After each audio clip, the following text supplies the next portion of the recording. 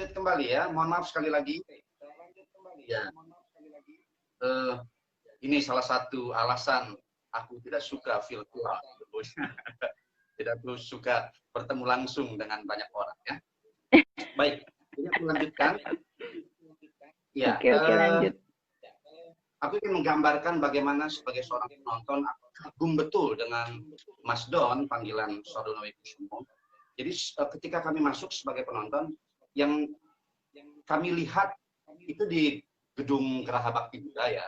Jadi ketika kami masuk, yang kami lihat penonton itu sebuah layar besar di bibir panggung, itu layar besar dan tampak seperti lukisan. Dan itu memang lukisan Diponegoro, jadi ada bentuk lukisan penangkapan Diponegoro itu. Nah, kemudian ketika gong ketiga sebagai tanda pertunjukan akan dimulai, kemudian lampu penonton redup dan menyalalah lampu panggung Geraha Bakti Budaya itu. Dan yang mengejutkan adalah tiba-tiba gambar yang ada di lukisan itu, yang semula kita menduga lukisan tentu saja, bergerak dia. Bergerak dan kemudian mengatur komposisi sedemikian rupa. Aku memang tidak sempat bertanya kepada penonton lain, tapi aku mewakili penonton, aku yakin pasti punya pengalaman yang sama. Itu kagum sekali dan tidak menduga tiba-tiba itu bergerak orang yang ada di dalam lukisan itu. Dan ternyata itu adalah para penari dari Mas Don itu. Wah, itu luar biasa sekali. Nah, aku ingin mengatakan bahwa jangankan puisi, Mbak Risa, teman-teman yang lain, lukisan saja itu bisa menjadi inspirasi atau bisa menjadi materi dasar untuk kita kemudian memanggungkan sebuah naskah, memanggungkan sebuah peristiwa teater. Padahal lukisan penangkapan Diponegoro dari Raden Saleh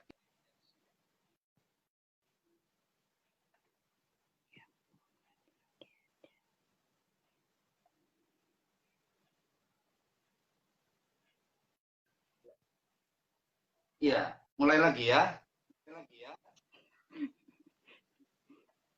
Silahkan. Ya, kita mulai lagi. Jadi bayangkan sebuah lukisan yang tanpa teks, dan itu lukisan lama sekali dari Raden Saleh bisa menjadi inspirasi, bisa menjadi materi kreatif dari seorang kreator, dalam hal ini Mas Don. Itu luar biasa sekali. Nah, apalagi kemudian puisi, tentu saja bisa. Gitu, tentu saja bisa. Nah, kalau kita mau kita tahu bahwa kita mengenal satu istilah yang disebut dengan dramatisasi puisi. Itu adalah sebuah upaya dari kreator untuk mengangkat puisi menjadi sebuah peristiwa dramatik, atau dalam hal ini sebuah pertunjukan. Itu sangat jamak sekali dilakukan oleh kawan-kawan kerja seni, dalam hal ini teater. Jadi ada istilahnya dramatisasi puisi. Nah, bentuknya bisa macam-macam tentu saja, bergantung pada daya kreatif sang kreatornya.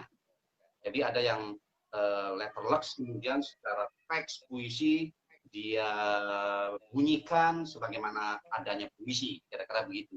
Tapi ada juga yang kemudian memvisualkannya dengan visual yang berangkat dari kata-kata puisi tersebut. Salah satu contoh misalkan sederhana saja, misalkan puisinya Hairil, aku ini binatang jalang dari kumpulannya yang terbuat, misalkan kira-kira seperti itu. Maka si dramawan itu atau pemainnya itu atau aktornya itu atau dalam istilahku penafsirnya itu kemudian berupaya menjadi semacam binatang di atas panggung, gitu kira-kira. Nah, dia kemudian merangkak-rangkak dan lain sebagainya.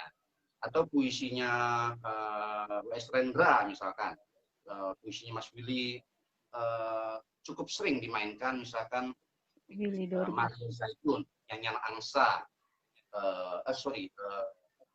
nyanyian angsa, bukan,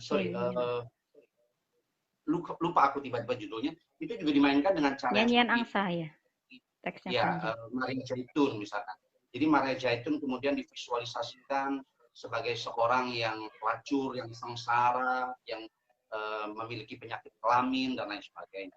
Jadi singkatnya bahwa puisi bisa diramakan tentu saja dengan bentuk visual yang macam-macam. Tentu harga yang menarik adalah bagaimana sang sutradara mengangkat puisi itu menjadi sebuah karya drama dengan daya kreatifnya sendiri. Nah, kira-kira begitu.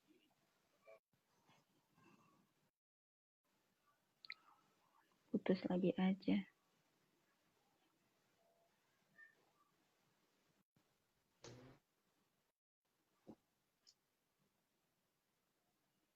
Ya. Mohon maaf pemirsa, Baik. terputus lagi. Bang Haris bisa menyambungkan kembali? Ya. Ya, baik. Oke, bisa dilanjutkan lagi? Ya. Jadi sepertinya kita akan mulai terbiasa dengan yampet ini ya. Ya, akan keluar masuk ya. Sudah terbiasa ya. Beberapa kali ini jadi hal yang rutin sepertinya. Tidak apa-apa. Ini tidak mengurangi kegairahan kita ya dalam mendiskusikan seni teater dan puisi pada malam hari ini. Nah, begitu juga cerpen. Ada banyak pertunjukan-pertunjukan yang diberangkatkan dari cerpen. Ya, gitu ya. Banyak sekali. Nah, sekarang pertanyaannya adalah seperti apa proses kreatif? Tuhan, ya Allah, kenapa keluar terus?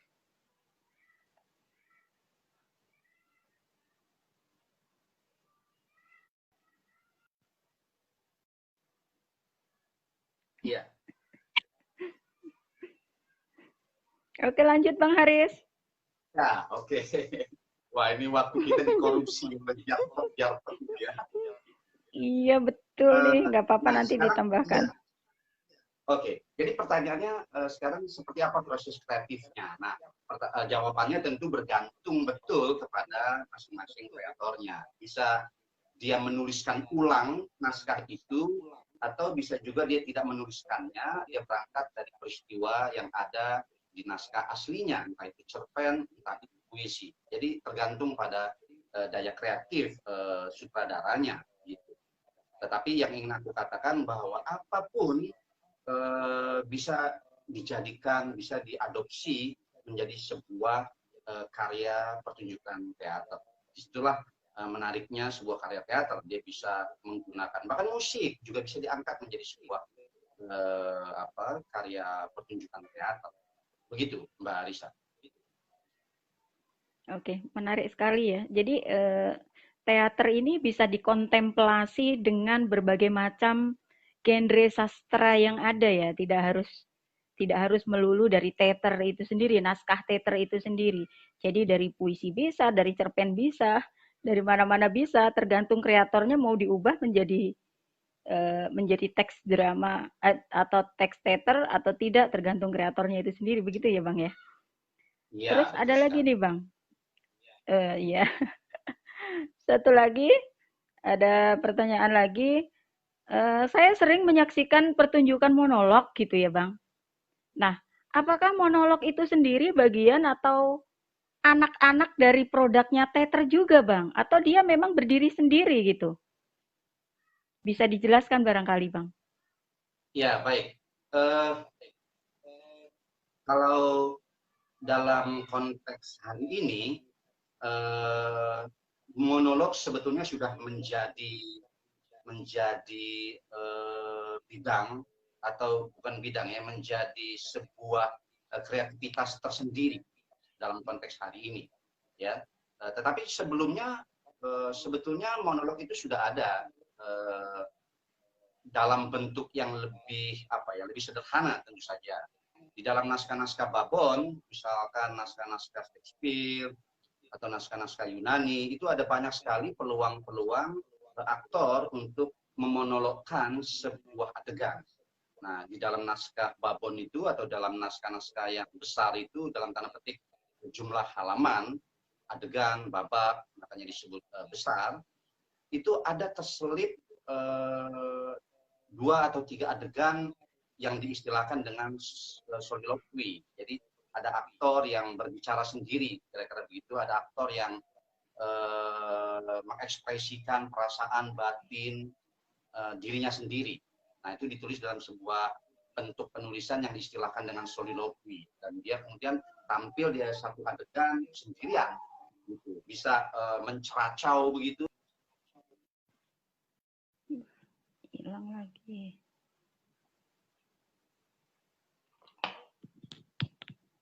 Ya, lepas lagi. Oke, silakan lanjut lagi Bang Haris.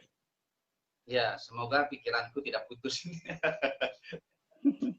Ya, jadi begitu. Semoga Kalau, tidak ya.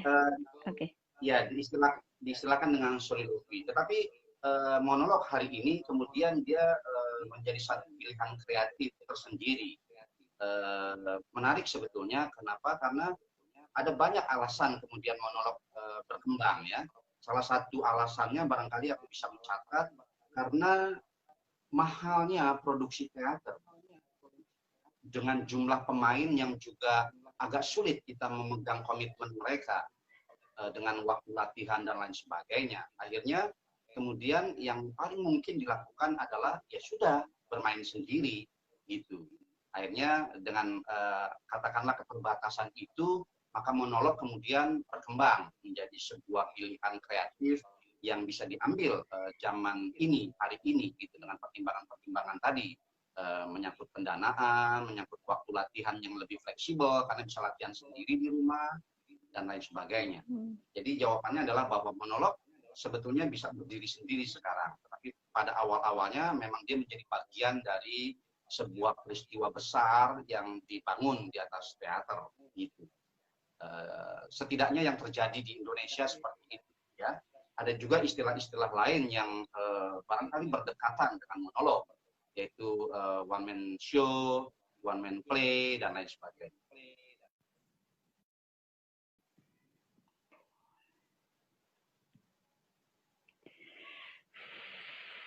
Insyaallah, maaf. Ya, seperti itu Mbak Arisa. Ya, oke.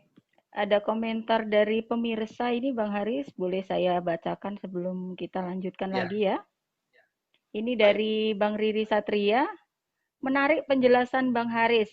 Saya percaya terjadi konvergensi sekaligus divergensi dalam hal ini antara bidang kesenian serta kesenian dengan bidang yang lainnya.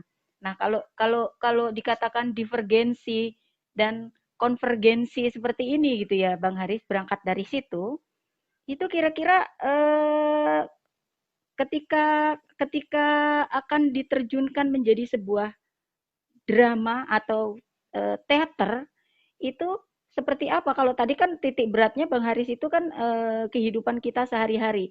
Pernah tidak Bang Haris itu ingin menciptakan sebuah teks drama atau naskah drama naskah teater yang berangkat dari sesuatu yang berbeda gitu, bukan kehidupan sehari-hari.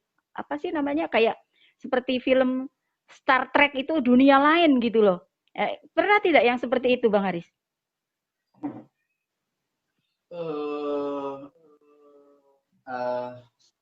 Agak ini ya, agak bias aku memahaminya, karena sebetulnya begini, aku ingin menjawabnya dengan cara seperti ini. Tidak ada satupun peristiwa di semesta ini yang berjarak dengan sebuah karya seni, dalam hal ini seni teater. Artinya dia bisa mengangkat banyak sekali peristiwa yang di luar dirinya sendiri. Aku ingin mencontohkan misalkan istilah eksperimentasi, misalkan ya, eksperimen. Ini sebuah istilah yang tidak berangkat dari teater. Ini ada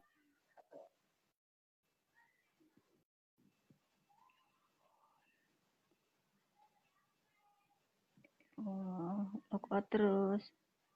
Mohon maaf, ini jeda. Oke. Bisa lanjut lagi Bang Haris.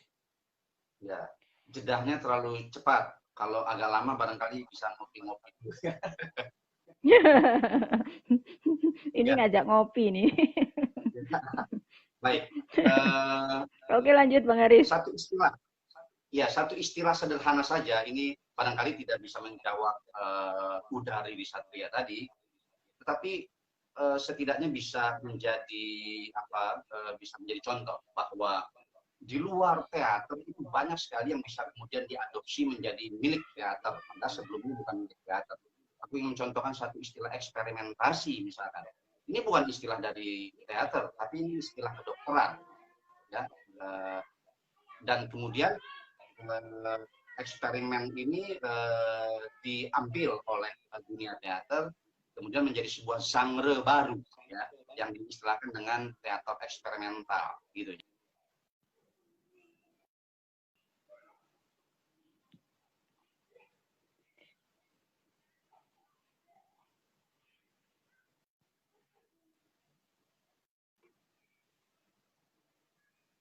Iya, bisa dilanjutkan ya. Ya, silakan Bang Haris. Kira-kira seperti itu. Jadi untuk tema-tema lain atau untuk kecenderungan-kecenderungan lain sangat mungkin dilakukan oleh teater. Ada satu contoh juga, misalkan aku ingat waktu itu kreator dari, aku lupa dari negara mana, seluruh elemen pertunjukan yang kita kenal dengan tubuh aktor, dengan properti handproof di atas panggung, itu tidak ada di atas panggung. Yang ada adalah lintasan-lintasan cahaya. Jadi panggung itu dipenuhi. Ya Allah. Sudah panas.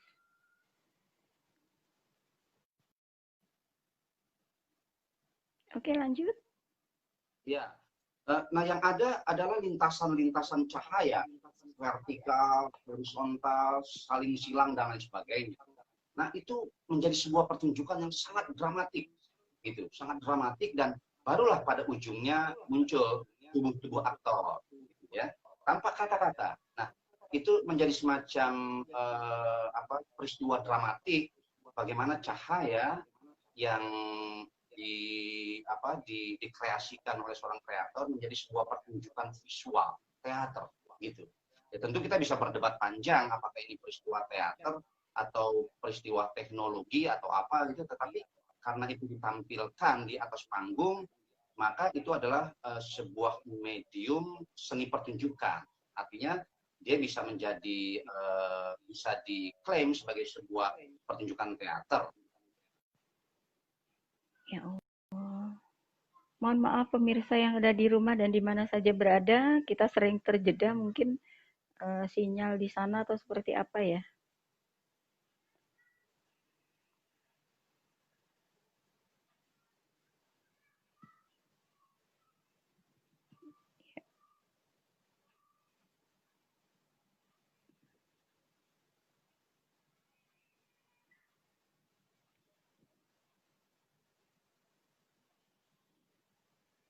Ya, Bang Haris bisa masuk kembali?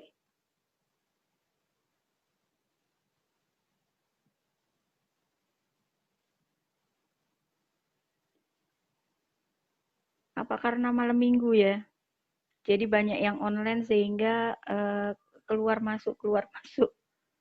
Ya, oke, Bang Haris bisa bisa bergabung kembali. Mohon bersabar pemirsa yang ada di layar kaca dan di mana saja Anda berada. Ya, sambil menunggu Bang Haris masuk kembali ke kita. Iya, Oke, alhamdulillah.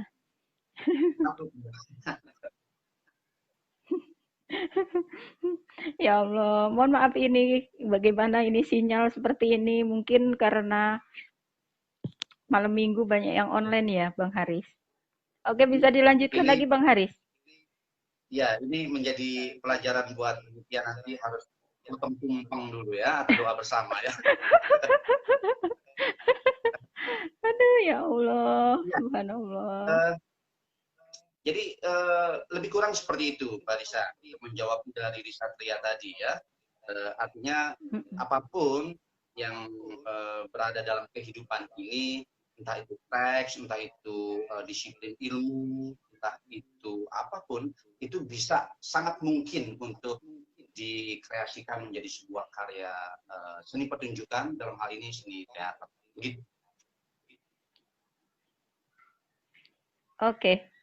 Oke, terima kasih Bang Haris. Selanjutnya masih ada pertanyaan dari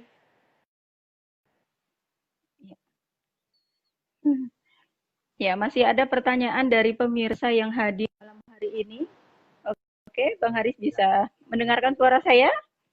Ya, baik. Oke, saya akan bacakan lagi pertanyaan dari pemirsa yang ada di layar kaca ini, Bang Haris. Ya, memang Ya. sinyalnya agak itu ya, Neni. Mohon maaf, ini mungkin gangguan seperti apalah ya. Dari Ninin Kunin. Ya, Ninin Kunin bertanya, pengembangan teater eksperimental yang sebaiknya dilakukan harus harus harusnya dibuat seperti apa dalam pelaksanaannya? Ya, jadi pengembangan teater eksperimental yang sebaiknya dilakukan seharusnya dibuat seperti apa dalam pelaksanaannya gitu Bang Haris.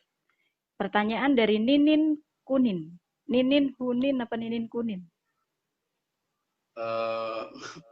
Aku agak kurang memahami pertanyaannya, tetapi mungkin aku bisa menjawab dengan cara seperti ini, bahwa tidak ada satu kata kunci yang bisa kita pakai untuk memanggungkan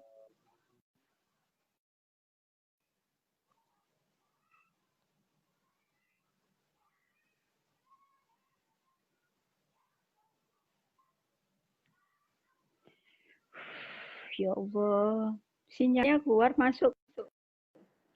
Oke, lanjut Bang Haris. Ya, baik. Jadi tidak ada satu panduan pun, atau tidak ada satu cara yang baik atau yang jitu untuk bagaimana kita memastikan sebuah bentuk pertunjukan, entah itu realisme, entah itu ekspresionisme, entah itu absurd, atau entah itu eksperimental. Itu agak sulit kalau dijawab secara pasti bagaimana caranya melaksanakannya gitu ya. Tetapi bahwa masing-masing genre itu, atau masing-masing bentuk itu, atau masing-masing jenis pertunjukan itu memang memiliki kaidah atau memiliki hukum panggungnya sendiri-sendiri ya. Nah, ketika kita ingin mengangkat sebuah karya realis, maka agak sulit kalau kita kemudian cara berpikirnya adalah hukum panggung absurd misalkan, atau sebaliknya. Memang kita harus menguasai masing-masing kaidah dari hukum panggung itu sendiri. Nah, aku kira memang sebagai seorang kreator, sebelum kita ingin mengangkat sebuah pertunjukan dalam bentuk apa, memang kita harus paham betul apa sih yang ingin disampaikan, bagaimana sih, seperti apa sih. Nah, pertanyaan-pertanyaan itu akan menggiring kita atau akan memandu kita untuk mencari jawaban-jawabannya. Kira-kira begitu. Nah, kalau di seni rupa sebetulnya jelas ya. Kalau seni rupa itu jelas sekali. Sebelum Anda bisa menciptakan sebuah karya lukis, barangkali nanti Mbak Risa bisa menambahkan, karena setahuku Mbak Risa juga seorang pelukis yang cukup baik ya, walaupun hanya 1-2 karya yang ada. Baru belajar Bang, masih proses. Iya, jelas tuh kalau di seni rupa. Jadi sebelum kamu membuat lukisan aneh-aneh, ekspresionisme, membuat lukisan aneh-aneh apalah gitu, kita harus belajar dulu anatomi tubuh kan. Kita harus tahu betul anatomi tubuh manusia. Karena itu ada di dalam akademi, kita belajar tentang anatomi tubuh manusia. Maka ada banyak kemudian pelukis-pelukis yang melukis model telanjang misalkan. Jadi untuk mengetahui betul anatomi dari materi lukisannya. Begitu. Nah, kalau di teater memang agak aku tidak tahu ya, barangkali karena memang teater itu begitu terbuka gitu ya, tidak ada banyak kreator-kreator yang berangkat tidak dari akademi gitu, sehingga begitu ikut pertunjukan langsung dalam bentuk yang aneh-aneh gitu ya, ada dalam bentuk yang absurd, dalam bentuk yang perbincangan seru tapi terjeda lagi karena di sana keluar ya. Oke, lanjut lagi Bang. ya. Ini semakin panas biar cepat terus ya. Iya. Semakin malam semakin panas. Iya. Kalau di teater kemudian kreatornya mohon maaf, aku banyak tahu juga, jadi belum memahami apa yang disebut dalam istilah seni rupa tadi, anatomi tubuh manusia, tiba-tiba dia sudah membuat kaki yang seperti apa gitu ya, membuat kepala yang besar, tiba-tiba membuat jam apa istilahnya meleot seperti lukisannya Da Vinci misalkan, atau Dali misalkan. Nah, itu jadi kita melihatnya malah ini pertunjukan opo gitu, ini pertunjukan nganeh aja, eksentrik saja, tapi tidak ada justifikasinya terhadap apa yang dilakukan. Nah itu karena memang tidak ada basic dari awal sang kreator itu untuk mengangkat bentuk pertunjukan yang aneh-aneh tadi gitu. Padahal itu jawabannya untuk Mbak Nuning ya. Ya, Nunin.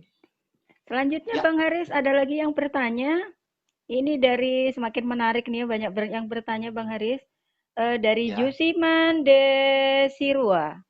Izin bertanya, Bang Haris, kalau saja JSM kelak mengadakan event perform melihat potensi anggota JSM, bentuk pertunjukan seperti apa menurut Bang Haris yang bisa kita persiapkan? Ya, jadi kalau misalnya JSM ini akan ada event sebuah mana tadi pertanyaannya hilang. Ya. Kalau JSM ini kelak mengadakan event perform melihat potensi anggota JSM, bentuk pertunjukan seperti apa menurut Bang Haris yang bisa dipersiapkan oleh JSM? Begitu kira-kira. Hilang lagi. Mohon bersabar, Jusiman Desirua terpuji dengan narasumber kita. Oke, Bang Haris. Ya. Tadi sudah bisa mendengar pertanyaan saya atau perlu saya ulang lagi pertanyaan dari Jusiman? Cukup. Aku terima pesannya ya. Oke. Ya, pertama aku tidak tahu makhluk seperti apa JSM itu ya. Itu yang pertama. Jagat Sastra Milenia. Ya. Oh iya ya, aku tahu singkatannya, aku tahu. Maksudku, tapi kan aku belum tahu kira-kira seperti apa anggotanya, seperti apa kecenderungan orang-orangnya, cara berpikirnya seperti apa, ketubuhannya seperti apa, gitu. Itu kan aku tidak tahu. Tetapi aku sekali lagi, aku tentu harus menjawab dengan cara yang bisa aku jawab. Aku tidak percaya bahwa sebuah kelompok atau seseorang hanya bisa memainkan dalam konteks seni pertunjukan, hanya bisa memainkan satu bentuk saja.